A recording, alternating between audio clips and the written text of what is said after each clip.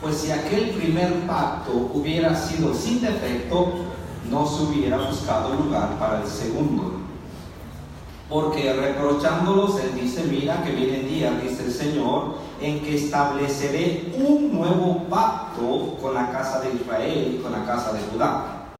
No como el pacto que hice con sus padres el día que los tomé de la mano para sacarlos de la tierra de Egipto.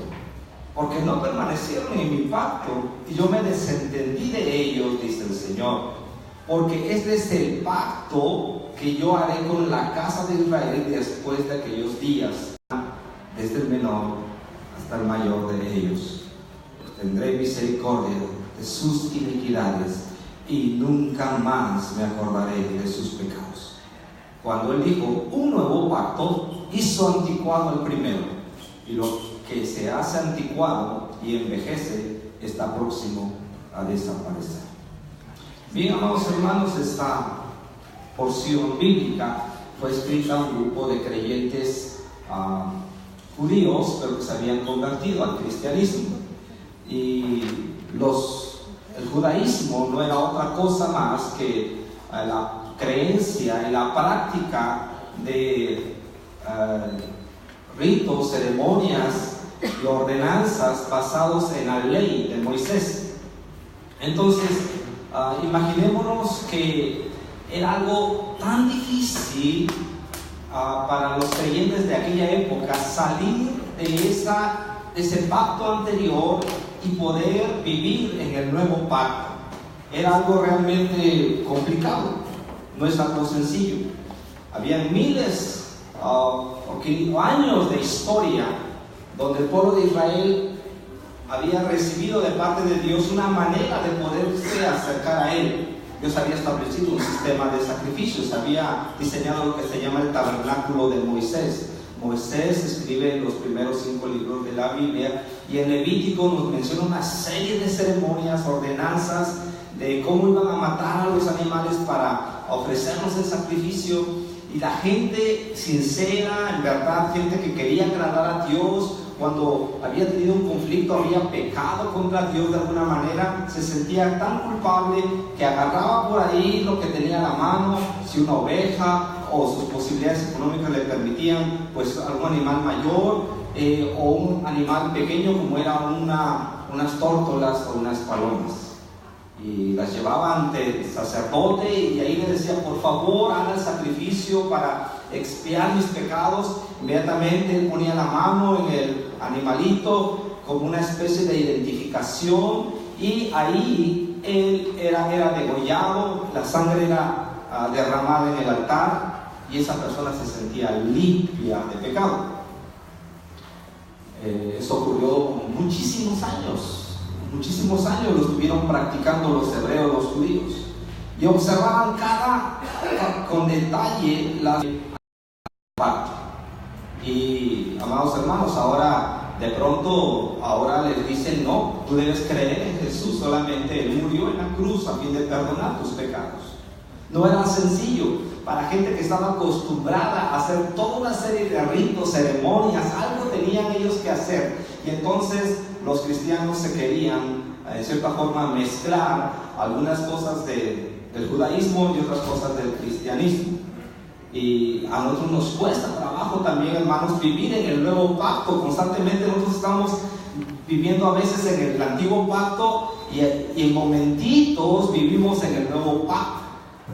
Y por eso hoy vamos a ver que la cena del Señor fue diseñada para que nosotros recordemos que vivimos en un nuevo pacto, un pacto mejor, con mejores promesas, con más bendición. Y por eso en esta mañana me he dado a la tarea de compartir con ustedes este tema acerca de los dos pactos. En primer lugar, en el pacto de obras, que era el antiguo pacto, Dios se presentaba como un creador, como un Dios grande, poderoso, temible, un Dios que el pecado lo castigaba así, inmediatamente que había la falta, inmediatamente Dios actuaba. Dios no pasa ni pasaba por alto el pecado. Tan es así que hubo un hombre en un determinado momento llamado Acán, que él decide robarse un manto babilónico y decide robar un lingote de oro. Él lo esconde debajo de su tienda, y de pronto, cuando ellos van a la guerra, se dan cuenta que no pueden vencer a los enemigos. Dios les dice: hay anatema, hay maldición en el campamento, por favor, llamen a las representantes de las tribus. Y llamaron a los 12 representantes de las 12 tribus. Y la manera como Dios señalaba quién era el culpable, de alguna manera, era que tiraban o hacían algún tipo de suerte y le caía la suerte a tal tribu. Dice: a ver, tal tribu, ¿qué pasa aquí? Esa tribu tenía familias. A ver, todas las representantes de las familias. Y así iban dando hasta que llegaron con Acán. Y en ese momento, una de esas ocasiones, vemos cómo Dios castiga a su pueblo, abriéndose la tierra. Se abrió y se los tragó. Así, esa idea había en el antiguo pacto: un Dios creador, un Dios Señor, un Dios temible, un Dios digno de ser temido. Y es cierto, Dios es así. Pero en el nuevo pacto el énfasis no es el Dios creador, el Dios Señor, sino el Dios redentor y Padre. Que tengamos a Dios como nuestro redentor, como aquel que nos rescata, como aquel que paga el precio para ser nosotros libres. El Dios que es un Padre para nosotros. Por eso Jesús dijo: ustedes orarán así: Padre nuestro. Y cuando yo camino en el nuevo pacto, es que tengo a Dios como Padre. Cuando puedo sentir su presencia, cuando puedo sentir cercano a mí, cuando lo puedo sentir tan próximo a mí, es que yo camino en el nuevo pacto. Muchas veces caminamos en el antiguo pacto cuando venimos con la idea algo de que Dios nos va a castigar, que es difícil agradar a Dios, que me siento tan lejano, tan distante de Él. Entonces, Dios está diciéndonos que en el nuevo pacto Él se presenta como redentor, como alguien que se interesa en ti y que te sale a rescatar de la situación que tú vives. Es un Dios no indiferente, un Dios que se involucra, un Dios que le importas, un Dios que le importa tu historia, un Dios que le importa tus circunstancias. Ese es un Dios en el nuevo pacto. Que Padre, que ustedes y yo, independientemente de la situación que estemos viviendo, Dios se interesa en nuestra historia. Dios se interesa en nuestra condición. Dios se interesa porque es un Dios involucrado como redentor. Él se involucra, Él no te deja. El teísmo afirma que Dios hizo al mundo y lo dejó a su suerte. Tú no estás a la deriva, hermano. Si eres un hijo de Dios, tú no estás a la deriva. Tú estás a cargo de tu Dios. Con todo y lo que nos pasa, con todo y lo que nos sucede, tú estás bajo la mano de Dios. Entonces, en el nuevo pacto, en el pacto de gracia, Él es redentor y Padre. En el pacto de obras, Él se presenta como creador y Señor. Segundo, en el pacto de obras, fíjate, el hombre se relacionaba con Dios solamente si obedecía todos los mandamientos, hasta donde podía obedecer los mandamientos. Él se sentía cercano a Dios. El día en que Él desobedecía los mandamientos, Él se sentía tan distante de Dios, porque esa era la manera que había sido establecida, que aquel que obedecía todos los mandamientos, pues lógicamente tenía una justicia propia y con esa se presentaba ante Dios. Pero en el pacto de gracia, el hombre aparece como un pecador que ha pervertido sus caminos. Ese es en el nuevo pacto. Tú y yo tenemos que entender que somos pecadores, que pervertimos nuestros caminos, pero que Dios ha salido a rescatarnos. Amén.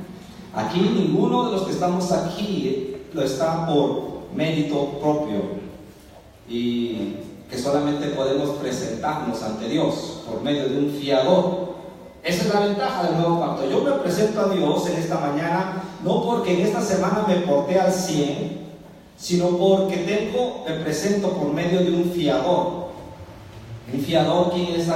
Es aquel que cubre mis compromisos que yo no puedo cumplir, ¿sí o no? Ese es un fiador.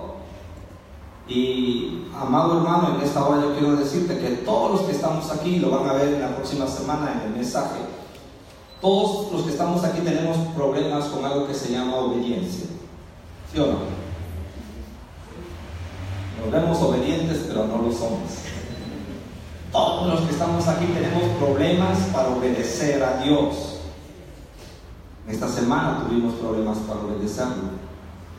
¿O hay algún acaso aquí que pueda decir, hermano, ¿sabes qué? Esta semana yo obedecí todo, hasta me pasé de obediencia y acumulo para la siguiente semana? No creo. Todos aquí que estamos debiéndole obediencia al Señor. ¿Yo no? ¿Cuántas cosas tú y yo hemos fallado? Y cuando alguien está consciente que le debe a Dios obediencia, ¿cómo viene al culto? ¿Cómo viene a la reunión? Chileado. Ven que otros están ahí sintiendo la presencia de Dios y él está todo chileado porque sabe que él le debe obediencia a Dios. Porque ese hermano está entrando en el pacto de obras donde el hombre se ganaba la aceptación de Dios por obedecer la ley. Pero en el pacto de gracia el hombre aparece sí como un pecador que ha pervertido sus caminos, pero que él se presenta únicamente por medio de su fiador, que es Jesucristo. Dios te permite un fiador. Tú pagas, tú eres el de la deuda, tú eres el que la hizo y Dios te da chance, te permite un fiador. Alguien que pague por ti. Te doy chance. Si Dios hoy te dijera, a ver, fulano de tal, consígueme un fiador que pague en tu lugar, y los bendigo y les perdono, ¿tú podrías conseguir a alguien que pague en tu lugar? ¿Sí podrías conseguir a alguien? A ver, salgan allá y busquen a alguien por ti, por tus pecados, por lo que tú y yo la hemos regado. Diga, oye, por favor, tú puedes pagar por mí. ¿Quieres recibir el castigo de Dios en mi lugar? ¿Sí conseguirían un fiador? Dios dice, yo les doy chance, consigan su fiador, que ustedes no paguen. Y bueno, Dios dice, está bien, les voy a dar chance, pues que sea un fiador. Segundo, ese fiador debe ser sin defecto, sin falla, perfecto. Les doy chance, dice Dios, consíganlo. Alguien que nunca ha pecado, que no ha habido engaño en él, ni maldad. Consíganlo para que él pague por ustedes, porque ustedes no se merecen nada. Lo que ustedes se merecen es castigo nada más, o no lo merecemos. Solamente estos dos no merecen, ¿verdad? No, sí es cierto, no lo merecemos. No merecemos. Dios dijo, bueno, consigan pues a alguien que haya sido sin defecto, perfecto. Tercero, alguien que esté dispuesto a dar su vida por ustedes. Más fácil, ¿verdad? Consíganlo. Consigan a alguien así, que pague lo que ustedes no han podido cubrir en esta semana. La falta de obediencia que ustedes y yo hemos tenido esta semana. Busquen a alguien, consíganlo. Lógico está que todos venimos con cargas, con culpas, con condenación. ¿Cómo poder adorar a Dios? ¿Cómo poder clamar a Él? ¿Cómo poder pedirle a Dios que intervenga en mi vida, en mis problemas, si estoy lleno de culpabilidad, de condenación, porque yo no he obedecido a Dios? Pero en el nuevo pacto Dios permite un fiador, alguien que me represente a mí, que es Jesucristo. Amén. Y por eso tú y yo podemos orar en esta mañana, podemos adorarle, no confiados en nosotros, confiados en quién, en nuestro fiador. Y por eso decimos que Él debe ser el centro de nuestra vida. Amén. Si tienes acceso a Dios, si tienes acceso a su presencia, podrás tener acceso a los recursos ilimitados de tu Dios. Pero el día en que tú confías en el pacto de obras, ese día es un día triste, es un día doloroso, es un día distante de Dios. Por eso hoy te animo a que tú vivas en el nuevo pacto. Tercero, en el pacto de obras, el hombre dependía de su obediencia, que decía yo era eventual. Era eventual. Si dijera Dios, bueno, a ver, este día domingo se cancelan todos los pecados, pero a partir de hoy, la semana que viene, toda esta semana no deben pecar. ¿Quién lo lograría? ¿Quién lograría no pecar en toda una semana? Si estuviéramos sujetos a nuestra eventual obediencia, a nuestra vulnerable obediencia, amados hermanos, dígame, ¿quién de nosotros debería venir el domingo? Dijera yo, a ver, aquel que logre que no haya pecado en su vida en esta semana, que venga al culto el otro domingo. Ni el pastor aparecería aquí. porque estamos confiando en nuestra eventual y vulnerable obediencia. Nuestra obediencia descansa ¿sobre quién? Sobre la obediencia de Cristo como mediador. Qué padre, ¿no? Él sí obedeció en todo. Yo hoy me presento ante Dios y es lo que me recuerda la cena del Señor con los elementos. Me recuerda que tengo un mediador y que yo puedo venir ante Dios y descansar no en mi obediencia. Mi obediencia no es perfecta, mi obediencia es incompleta todavía. Y amado hermano, tu relación con Dios debe descansar sobre la obediencia de Cristo, para que puedas recibir gracia y te puedas levantar y sacudir. La gracia no es para que peques más, la gracia es para que renuncies a la impiedad. Por eso mucha gente no quiere oír de la gracia de Dios, porque piensa que la gracia es una licencia para pecar. Bueno, pido perdón y ya. Como dicen ahí, es mejor pedir pedir perdón que pedir permiso, ¿verdad? ¿Sí? No, la gracia no propicia eso. Una persona que ha entendido la gracia es para que él, cuando haya errado, cuando se haya equivocado, se pueda sacudir y pueda seguir en el caminar del Señor. Entonces, en el pacto de gracia descansamos sobre la obediencia de Cristo como mediador. Y hermanos, sus oraciones de ustedes y las mías son oídas, no porque clamemos y que hay quienes dicen, a ver hermanos, vamos a orar tan fuerte que nos oigan hasta allá afuera. Bueno, ¿de qué se trata de esto, no? Se trata de que por medio de confiar en nuestra obediencia a Cristo es que somos oídos por Dios. Amén. En el pacto de obras, otro punto más, la obediencia a la ley es el camino a la vida. Amados hermanos, hay quienes dicen, ¿cómo no viví yo aquella época cuando Abraham, cuando Josué, cuando el rey David? Me hubiera gustado vivir en la época de Moisés, de Noé, todo eso. Miren hermanos, la obediencia a la ley es el camino a la vida. Nadie obedeció la ley, nadie. No hubo un solo ser humano que obedeció la ley. En Deuteronomio Dios nos da la opción, a ver, escoge el camino de vida y el camino de ¿qué? De muerte. ¿Qué camino escogieron los israelitas? Camino de muerte, obedecieron a Dios. ¿Y qué camino escogemos tú y yo normalmente? El camino de muerte. Tú y yo solemos escoger siempre, tenemos la tendencia a escoger lo malo. Y quiero decirles que en el pacto de obras, en el pacto antiguo, la obediencia a la ley era el camino a la vida. Nadie lo dijo Dios, bueno, se lo voy a hacer fácil, nada más les voy a poner 10 mandamientos. Dice la Biblia que nadie ha podido guardarlo más que Jesucristo. Nadie. Porque quien ha fallado en uno, ha faltado en todos. Así de serio es esto. Y entonces, la obediencia a la ley es el camino a la vida, decían los antiguos. Pero en el nuevo pacto, Dios sí nos manda a obedecer la ley, pero no para que seamos perdonados, no para mejorar nuestra relación con Dios, sino porque ya Cristo nos perdonó.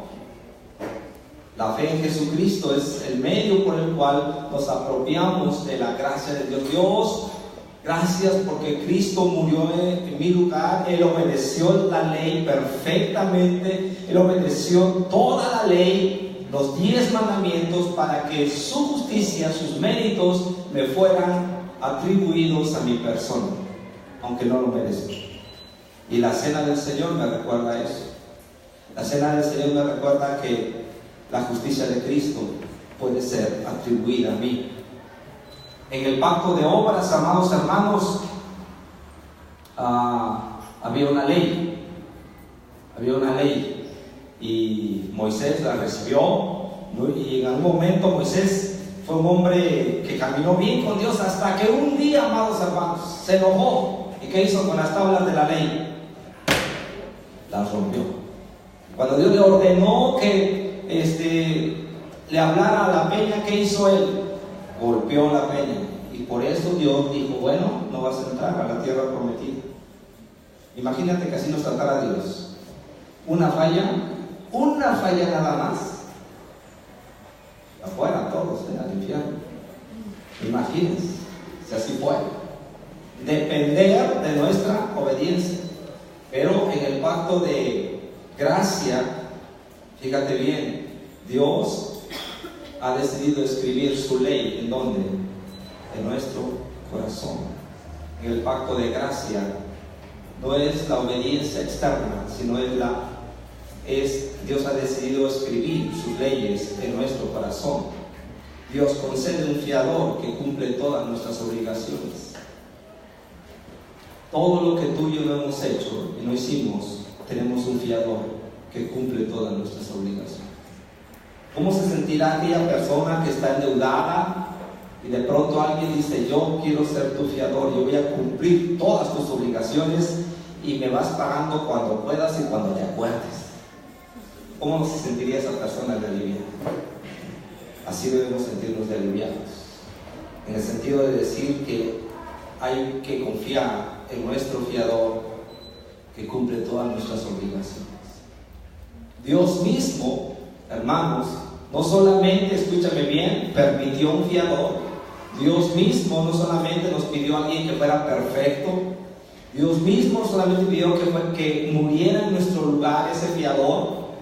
Y Dios mismo hizo que el sacrificio de ese fiador fuera de infinito valor para poder perdonarnos a quién, a todos. Qué bueno. No hubiéramos podido conseguir. Si uno de ustedes lo hubiera podido conseguir, hubiera sido por usted nada más. Pero nuestro fiador nos cubre a todos. Toda la maldad nuestra, todo nuestro orgullo, la soberbia, la rebeldía, nuestra testarudez, la tuya y la mía, nuestro materialismo. Él lo cubrió. Y vaya que lo cubrió. Fue suficiente. Y por eso tenemos un fiador de un mejor pacto. ¿Cuántos quieren vivir mejor en ese nuevo pacto? Porque ese nuevo pacto te hace cambiar. Pero fíjate bien, Dios no solamente permitió al fiador, sino Dios mismo lo proveyó. ¿Qué más, hermanos? ¿Qué más queremos? Dios ya proveyó al fiador. ¡Wow! ¡Qué amor nos tiene Dios! Hace unos días leí un versículo, dice, yo mismo soy aquel que perdona tus rebeliones por amor de quién, de mí mismo, dice el Señor. Tú y yo, Dios nos ama a nosotros, pero el equilibrio es pensar que Dios lo hace por amor a quién, a Él mismo. Porque tú y yo, hermanos, no podemos ser o aspirar a que Dios diga, bueno, lo amo tanto, Él se merece. Ninguno de los que estamos aquí se merece ser amado por Dios. Los corazones son torcidos, sus pensamientos se inclinan al mal, somos egoístas, somos rebeldes. Dios dice, yo perdono tus rebeliones por amor a mí mismo. Yo le agradezco a Dios por amarnos así. Dios nos proveyó un fiador que cumple nuestras obligaciones. ¿Qué más fácil podría ser? Es como que yo les dijera, bueno, les vamos a regalar un auto nuevo de paquete a aquella persona que me diga de qué color es el caballo blanco de Napoleón. ¿Seguro? ¿De qué color? Así nos la puso Dios de fácil. Les proveía el fiador. Confíen en Él. Descansen en Él. Cuando empezamos a descansar en la gracia de Dios, empiezan a haber cambios en nuestra vida reales. Dios mismo proveyó un fiador en la persona de su Hijo. Y por último, hermanos, por si esto fuera poco, Dios nos capacita para vivir conforme a la responsabilidad. No solamente dice Dios, te lo voy a proveer, yo te voy a dar la capacidad para que cumplas ese nuevo pacto. Y nos mandó al Espíritu Santo para que esté con nosotros todos los días, para cumplir sus mandamientos. Así que, hermanos, hoy vamos a tomar la cena recordándonos que vivimos en un nuevo ¿qué? El 18 de diciembre de 1865 se declaró la libertad a todos los esclavos en los Estados Unidos. Condiciones de sufrimiento, condiciones infrahumanas que se vivían en ese entonces, fueron abolidas el 18 de diciembre de 1865. Para un libre fue declarado legalmente abolida la esclavitud. Pregunto, el 19 de diciembre de 1865, ¿cuántos esclavos había? ¿Cuántos?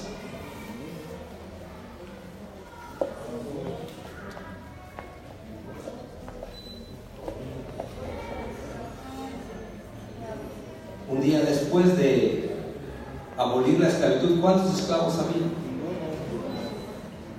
¿Ninguno?